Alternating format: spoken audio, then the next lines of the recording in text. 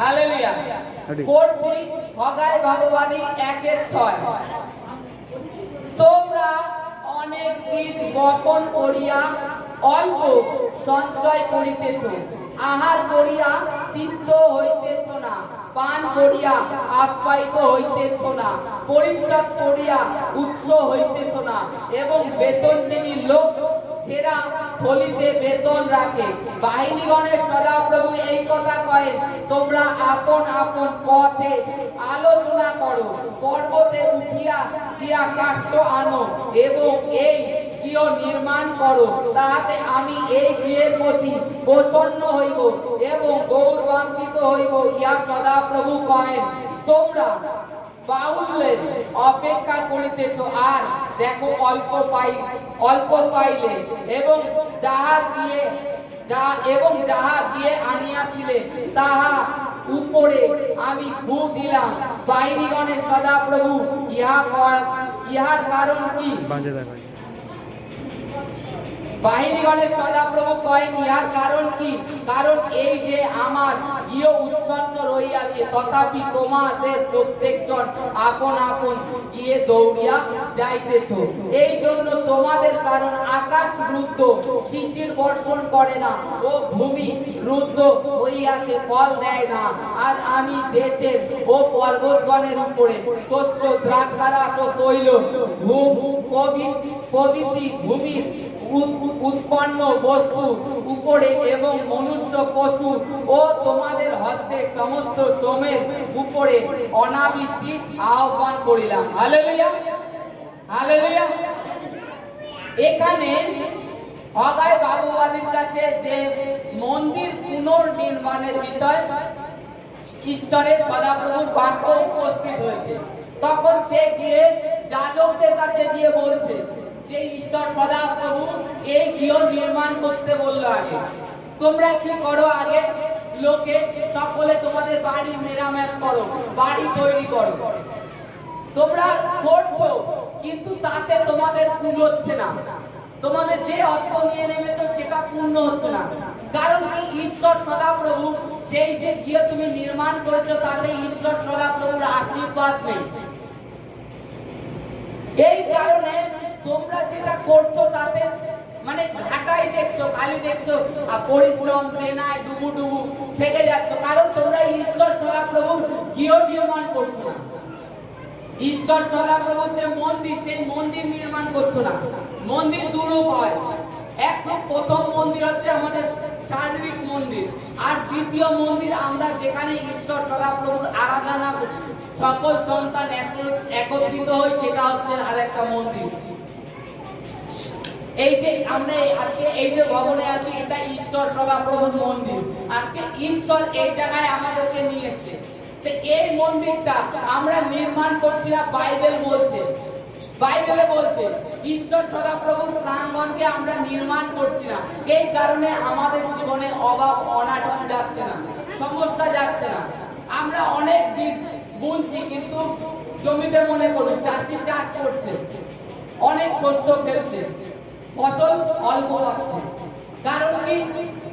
সে নিজের দিয়ে পরিপূর্ণ করার চেষ্টা করেছে, একবারও বলেনি ঈশ্বর সদাপ্রভু আজকে যে এই বছরের যে ফসল আমার উৎপন্ন হবে ঈশ্বর সদাপ্রভুর প্রাঙ্গণের জন্য আমি দেব।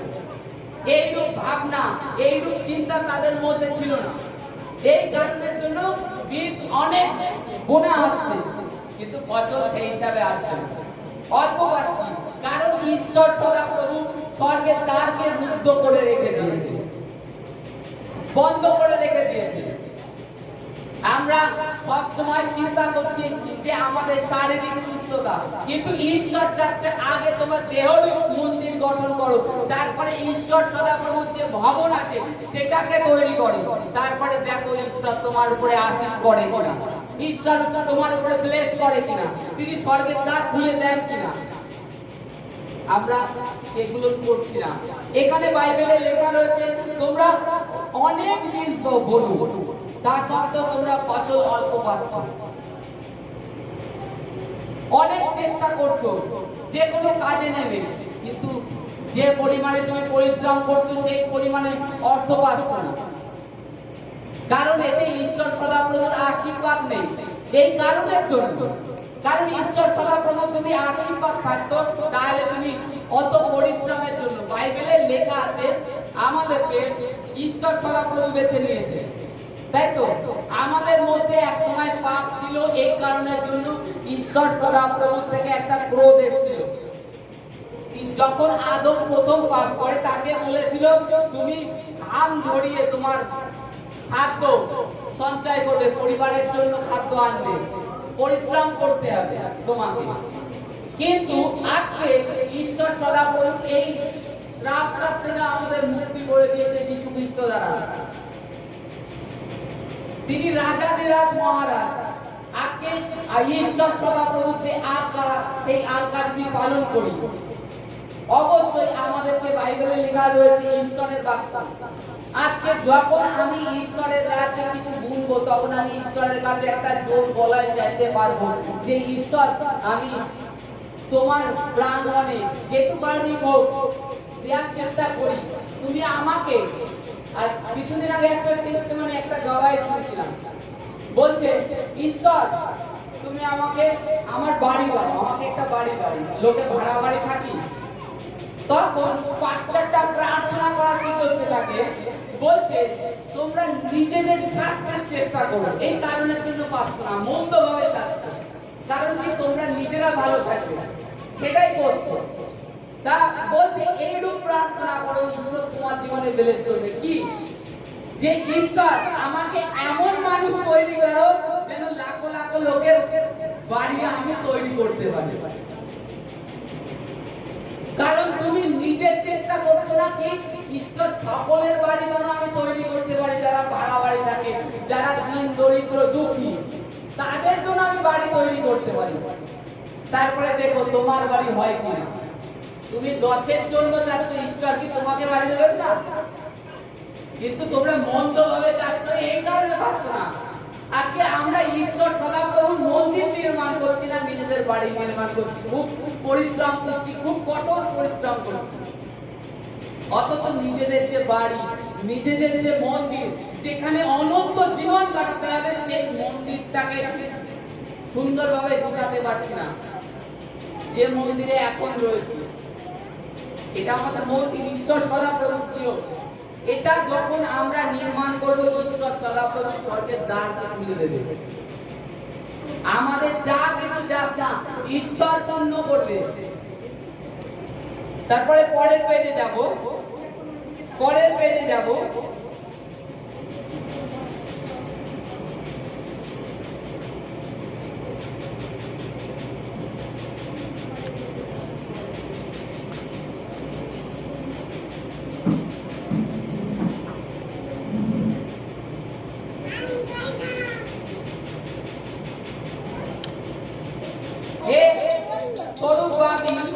তুমি বলবান হও, ইহা সদাপ্রভু বলেন। আর হে জিও সাধকের পুত্র জিওসুর মহাযাজক, তুমি বলবান হও এবং দেশের সমস্ত লোক তোমরা বলবান হও, ইহা সদাপ্রভু বলেন। কার্য করো, কেননা আমি তোমাদের সঙ্গে সঙ্গে আছি, ইহা বাহিনীগণের সদাপ্রভু বলেন। হালেলুয়া। এই যে মন্দির নির্মাণের কাজে তোমরা বলবান হও, তোমরা ভীত হও না। আজকে আমাদের প্রত্যেককে ঈশ্বর সদাপ্রভু এই মন্দির নির্মাণ করার জন্য খালি বলবান হতে বলছে তা না, আমাদের লাইফ টাইমের জন্য ঈশ্বর সদাপ্রভু বলছে তোমরা বলবান হও, তোমরা এখন কার্য করো। তোমরা কেন ভয় পাচ্ছ? বলবান হতে বলছে, একবারও বলেনি ঈশ্বর আমি বলবান করে দেবো, একবারও বলেনি, কিন্তু তোমরা বলবান হও, ঈশ্বর সদাপ্রভু এখানে বলছে। আর কার্য করো, কিসের কাজ? ঈশ্বর সদাপ্রভুর প্রাঙ্গণের জন্য। আমি অনেক জায়গায় অনেক লোক দেখেছি, তারা অ্যাকচুয়ালি এই পৃথিবীর বাড়ির জন্য প্রত্যেকে চায় যে নিজের বাড়ি হোক, কিন্তু ঈশ্বর সদাপ্রভু আগে তার যখন ভবন আমরা নির্মাণ করব, যখন তার রাজ্যের জন্য আগে ধাবিত হব, তখন ঈশ্বর সদাপ্রভু অলরেডি সেগুলো তৈরি করে দেবে। অপেক্ষায় রাখো, বিশ্বাসে দাঁড়িয়ে থাকো। আব্রাহাম কেমন বিশ্বাসে দাঁড়িয়েছিল? তার বিশ্বাস কি ছিল? যে ঈশ্বর সদাপ্রভু আমাকে বলেছে সন্তান দেবে। 100 বছর হয়ে গেছে, তখনও ঈশ্বর সদাপ্রভুর প্রতি বিশ্বাস হারায়নি। এবার সে যে ঈশ্বর সদাপ্রভু যে বিশ্বাস তার মধ্যে দিয়েছিল কি তাকে সন্তান দেবে। এবার আব্রাহাম কি সন্তান দেবে বলে সেই কথাটাই কি বসে গেছে? সে ওই কথাটার উপরে ঈশ্বর সদাপ্রভুর উপরে পুরোপুরি একেবারে বিশ্বাস তো দিয়েছে, তার সাথে সাথে আব্রাহাম তার কার্য করা বন্ধ করেনি। কি কার্য করেছে? সে নিয়ত সদাপ্রভুর কাছে প্রার্থনা করে গেছে আর তার বিশ্বাস ডিক্লেয়ার করেছে যে ঈশ্বর তুমি বলেছো। ঈশ্বরকে তার প্রতিজ্ঞা স্মরণ করিয়েছে যে ঈশ্বর তুমি বলেছো আমাকে সন্তান দেবে, আর এখনো আমি নিঃসন্তান হয়ে ঘুরে বেড়াচ্ছি। ঈশ্বরকে স্মরণ করিয়ে গেছে, এই কারণে ঈশ্বর তার জীবনে কাজ করেছে। সে কিন্তু থেমে যায়নি, ঈশ্বর কাজ আব্রাহাম কাজ করে গেছে। আর আজকে আমরা বিশ্বাসীরা প্রার্থনা করে যাই, শুনে যাই, তারপরেও প্রার্থনা করতে ভুলে যাই, বাক্য পড়তে ভুলে যাই, ঈশ্বরের সাথে কথা বলি না। এই হচ্ছে প্রধান কারণ। এই কারণের জন্য কোন বিশ্বাসীর জীবনে সমস্যা, রোগ ব্যাধি থেকে যায়। প্রার্থনা করা, বাইবেল পড়া, ঈশ্বরের সাথে কথা বলা, আর ঈশ্বরকে তার প্রতিজ্ঞা, বাইবেলে যে প্রতিজ্ঞাগুলো ঈশ্বর আমাদের জন্য রেখেছে কিংবা আপনার জন্য যে প্রার্থনা আছে সেটা স্মরণ করেন না। আর ঈশ্বরকে তার যে মন্দির, পবিত্র মন্দিরটাকে তৈরি করতে হবে নিজের থেকে আগে। আপনাকে বলবান হতে বলেছে, আমাকে বলবান হতে বলেছে, তারপরে বলছে তোমরা আবার কার্য করো। ঈশ্বর সদাপ্রভুর প্রাঙ্গণে কার্য করো। থেমে যাচ্ছ এই কারণের জন্য তোমাদের আশিসও থেমে থেমে আসছে, পাচ্ছ না। যতটা বীজ বপন করছো ততটা ফল পাচ্ছ না, ফসল পাচ্ছ না, কারণ ঈশ্বর সদাপ্রভু স্বর্গের দ্বারকে রুদ্ধ করে রেখে দিয়েছে। আজকে আমাদেরকে ঈশ্বর সদাপ্রভুর প্রাঙ্গণে এসে ঈশ্বর সদাপ্রভুর গৃহকে তৈরি করতে হবে। আমরা যদি না করি কে করবে? ঈশ্বর কি এমনি, তিনি বাইবেলে লেখা আছে ঈশ্বর আত্মা। ঈশ্বর এক একজনকে এক একটা আত্মা দিয়েছে। কারোর মধ্যে ভালো অভিজ্ঞতা, কারোর মধ্যে গান, কারোর মধ্যে সুসমাচারের জন্য এক একজনকে এক একটা তালন্ত দিয়েছে। আর প্রত্যেকটা ব্যক্তি যদি প্রচুর তলান্ত নিয়ে কাজ করে সে ব্যক্তি জীবনে বৃদ্ধি করতে পারে। যে কোনো ব্যক্তি সে যদি একটা কাজে লেগে থাকে, যাকে যে দক্ষতা ঈশ্বর সদাপ্রভু দিয়েছে সেটাই যদি লেগে থাকে তাহলে সে অবশ্যই ব্লেস হবে আর ঈশ্বর ব্লেস করবে। কারণ বাইবেলে লেখা আছে যা বোনা যায় তা কাটা যায়। আমরা যা বুনি সেটা কাটি। আজকে সব ক্ষেত্রে আজকে ঈশ্বরের গৃহ যখন আমরা নির্মাণ করার চেষ্টা করি, ঈশ্বর আমার গৃহ দেবে। আর আমার পরিবারের দুঃখ সমস্যা আমি যখন আমার মণ্ডলীর কলিশার দুঃখ দূর করার চেষ্টা করছি, তখন আমার পরিবারেও দুঃখ থাকবে না। আমার পরিবারেও আমি যদি কলুষার প্রত্যেকটা সন্তানের চিন্তা করে থাকি, তার জন্য প্রার্থনা করতে পারি, তাকে যেটুকানি হোক হেল্প করতে পারি, কারণ আমার এটা ঈশ্বর সদাপ্রভুর মন্দির। এই মন্দিরে যদি আমি সেবা করি তবেই তো আমার পরিবার সেটাও ভালো থাকবে। বাইবেলে লেখা ঈশ্বরের বাক্যে, কারণ আমরা ঈশ্বর সদাপ্রভুর মন্দিরটাকে তৈরি করার চেষ্টা করছি। আর আমাদেরকে যে ঈশ্বর যেটুকানি জ্ঞান বুদ্ধি যে কোনো যে আমার অনুগ্রহ দান করেছে সেটাকে ব্যবহার করার চেষ্টা করছি না। এই কারণে আজকে বাইবেলে স্পষ্ট নতুন নিয়মে লেখা আছে তোমরা সামান্য শ্রোতা হয়েও না, বাক্যের কার্যকারী হও। বাক্য শুনলে সামান্য শ্রোতা রাখো, হয় জাস্ট এসে শুনে এখান থেকে বেরোলো, হয়ে গেল, ভুলে গেল। সামান্য শ্রোতা হতে বারণ করছে, কার্যকারী বাক্য শুনে তার সেই মতো তৈরি হয়, ঈশ্বরের রাজ্যের কাজ করার চেষ্টা করো। আজকে আমরা প্রত্যেক মানুষই জানি এই যে সব থেকে বড় জীবনের সত্যি কি, এই পৃথিবীতে এসেছি আমাদেরকে আমাদের এই পৃথিবী ছেড়ে চলে যেতে হবে। সব থেকে বড় সত্যি পৃথিবীর, মানে বাইবেলে এটাই জন্মালে মৃত্যু অনিবার্য, তাই তো? তা অতএব আমাদের এই পৃথিবীর থাকার জন্য 60 বছর 70 বছর, বলযুক্ত হলে 80 বছর, তার থেকেও বেশি বলযুক্ত হলে 100 বছরই বাঁচবো। তার জন্য আমরা বাড়ি ঘর এভরিথিং তৈরি করার চিন্তা করছি, কি থাকবো কি করব, অথচ যেখানে আমাদের অনন্ত জীবনটা কাটবে ঈশ্বর সদাপ্রভু প্রাঙ্গণে তার পবিত্র ভবনে, সেইটাকেই করার চেষ্টা করছি না, সেই মন্দিরটাকেই গঠন করছি না। অথচ জাগতিক বিষয় অনেক কিছু ভাবছি, এ করবো। আজকে মনে করুন আজকে এখানে এসে আমার মনে একটা ভাবনা আসলো, 2 মাস পরে দীঘায় যাবো ঘুরতে, 6 মাস পরে, 1 বছর পরে কাশ্মীর যাবো, টিকিট কেটে রেখেছি। এই যে ভাবনা, এগুলো ভেবে রাখতে জাস্ট ঘোরার জন্য। চোখে বাইবেলে লেখা আছে, চোখ যা দেখে তাতে মানুষের তৃপ্তি হয় না, ঘরে না। আর আমাদের মানে এমনই ঈশ্বর সদাপ্রভু, খাদ্যে যে আপনি তৃপ্ত হবেন তাও নয়, এটা ঈশ্বরের থেকে আসে।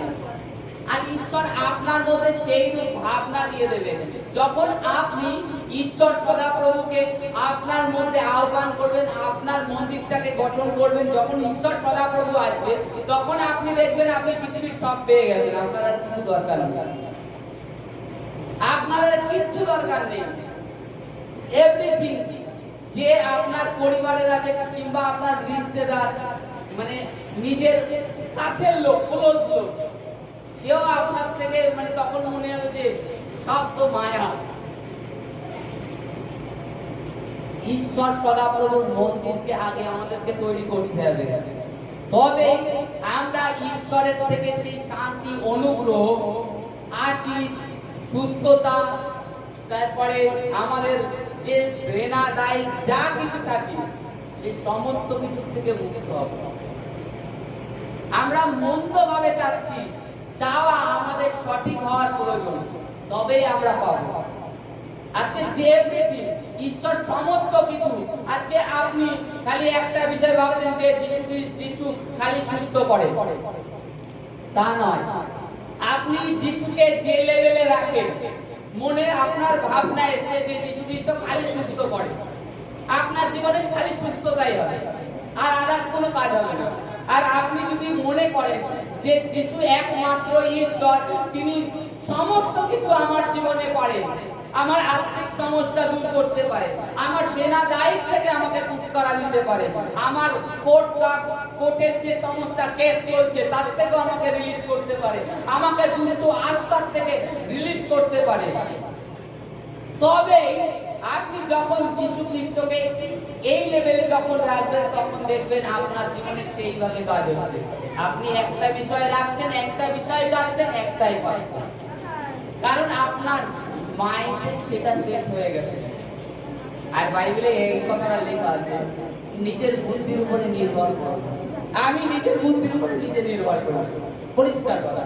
আমার যা কিছু ঈশ্বর সদাপ্রভু করেছেন, আমি যখন প্রার্থনা করছি আমি দেখতে পাচ্ছি তরমুজের মধ্যে লাল, মানে গানের আগে আমি বলছিলাম যে যখন আমরা বড় ভাষায় প্রার্থনা করি তখন আমাদের আত্মিক চোখ ঈশ্বর সদাপ্রভু খুলে দেয়।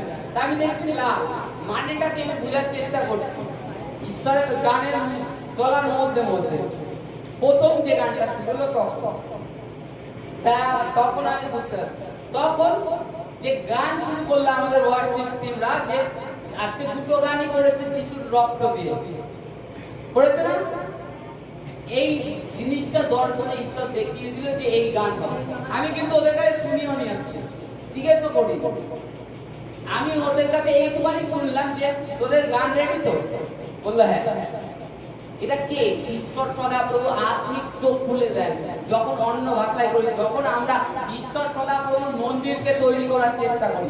আজকে শরীরও যেরূপ মন্দির, কলুসাও মন্দির।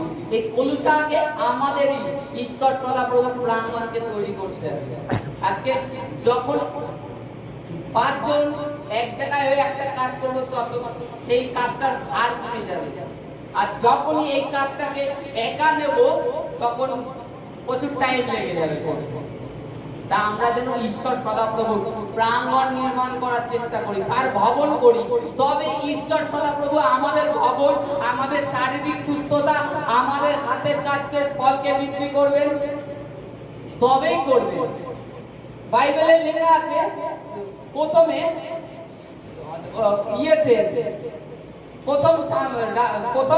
দ্বিতীয় সামুয়েলে লেখা আছে যে ঈশ্বর সদাপ্রভু, বের করতে হবে না, দ্বিতীয় সামুয়েলের 6:12 লেখা আছে, লিখে নেন খাতায়, যাদের কাছে খাতা পেন আছে পরে পড়ে নেবেন। ঈশ্বর সদাপ্রভু যা সিংহাসন কি নিয়ে ছিল, যে সদাপ্রভুর যে সিন্ধুক ছিল, একটা চৌকো বক্স মতন ছিল, জাস্ট একটা বক্স।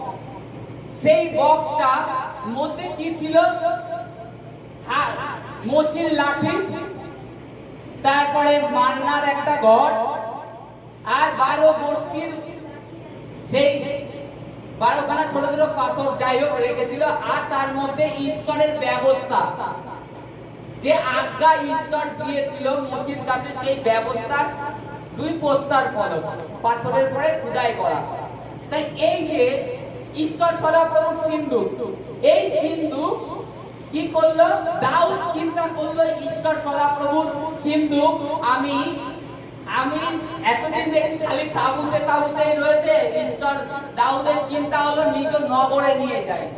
তা নিয়ে আস্তে আস্তে কি হলো, সেই সিন্ধুকে একজন উস বলে নাম এক ব্যক্তি, সে কি করেছিল, তাকে স্পর্শ করেছিল, সে জায়গায় মরে গিয়েছিল, কারণ ঈশ্বর সদাপ্রভুর ক্রোধ এসেছিল।